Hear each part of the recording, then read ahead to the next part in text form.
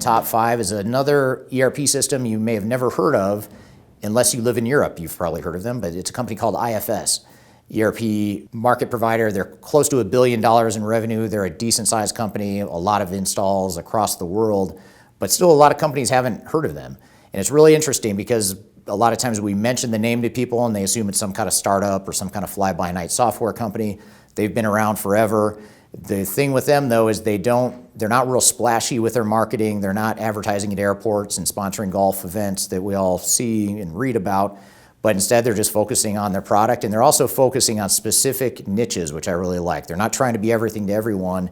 They're focusing on service-based organizations or field service-based organizations, industries like construction, utilities, oil and gas companies, some industrial manufacturing. Anything that has any sort of field service management component is a strength of theirs, and that's an area where they tend to outperform the functionality that's needed there.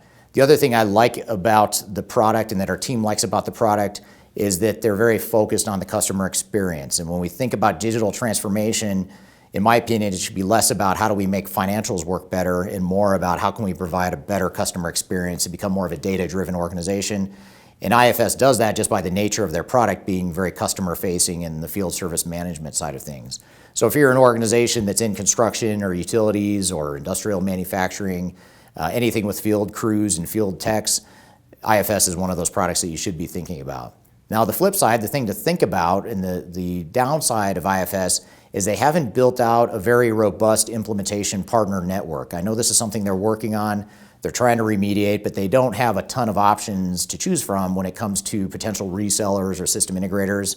Most of their implementations are still done through IFS Direct, so it kind of limits your options in finding technical and functional consultants that know the software really well. But having said that, I know they're moving in the right direction. The needle seems to be moving towards more of a partner network and building out a more robust partner network. But it is something that's a liability and something that's holding them back a bit, but it's still enough to land them at number 4 in our top 10 list.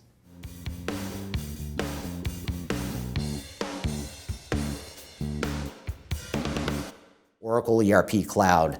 This is a solution that many are surprised is new to the top 5 this year. Many would argue it should have been in the top 5 last year. Many did argue that it should have been in the top 5 last year. The thing that was holding it back last year was, quite frankly, the lack of adoption we were seeing in the marketplace and the lack of momentum in customer adoption and successful implementations, which is one of the things we look for, is what's the track record of adoption and successful implementations. And we're starting to see more evidence of that, and we're starting to see Oracle as a more flexible and a less complex alternative to S/4HANA. I'm not saying that every organization that is considering S/4HANA should go down the path of Oracle instead, but it is a very good, viable alternative. Now, having said that, some of the downside risk of Oracle ERP Cloud is still in the manufacturing space. That's an area where it just hasn't quite figured out how to address that market and how to provide that robust capability it used to have with EBS and some of the older products.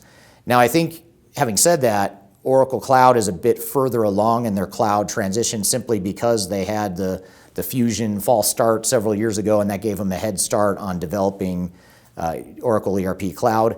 But having said that, there's still some things to think about and be aware of on the risk or the downside side of things. But having said all of that, that's enough to land Oracle ERP Cloud at number 3 in our top 10 list.